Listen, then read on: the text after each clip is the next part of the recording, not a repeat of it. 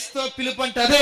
అందుకే పిలుస్తున్నాడు చూడండి, క్రీస్తునందు విశ్వాసం ఉంచడం మాత్రమే కాదు. మేము యేసుప్రభు నమ్ముకున్నాం నమ్ముకోవడం మాత్రమే కాదు, మరొక పిలుపు ఉంది. ఆ పిలుపు ఏంటో తెలుసా?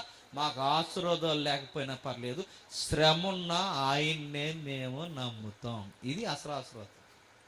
ఇప్పుడు డౌట్, క్రీస్తు నమ్ముకుంటే ఏమొస్తాయండి? రక్షణ పొందుకున్న వెంటనే ఏమొస్తాయండి? రక్షణలోకి వచ్చిన వెంటనే ఏమొస్తాయంటే, ఫిలిప్పీ పత్రికను బట్టి చెప్పండి, శ్రమలు వస్తాయి. ఏమొస్తాయి? శ్రమల్లో రకాలేంటి? ఒక్కొక్కరి జీవితంలో ఒక రకం ఉంటుంది శ్రమ. ఒకరికేమో రోగము శ్రమ, మరొకరికి ఉద్యోగం రాకపోవడం శ్రమ, మరొక సంసారంలో సమాధానం లేకపోవడం శ్రమ, ఒకరికి పక్కింటోళ్ళ వల్ల శ్రమ, ఒకరికి ఎదిరింటోళ్ళ వల్ల శ్రమ, ఒక్కొక్కడికి ఒక్కొక్క శ్రమ, ఒకరికి చదువు రాక శ్రమ, ఒక్కొక్కడికి ఒక్కొక్క శ్రమ, ఒక్కొక్కరికి ఒక్కొక్క ఇబ్బంది, ఒకరికి పిల్లలు పుట్టక శ్రమ. ఇవన్నీ గుర్తుపెట్టుకోండి.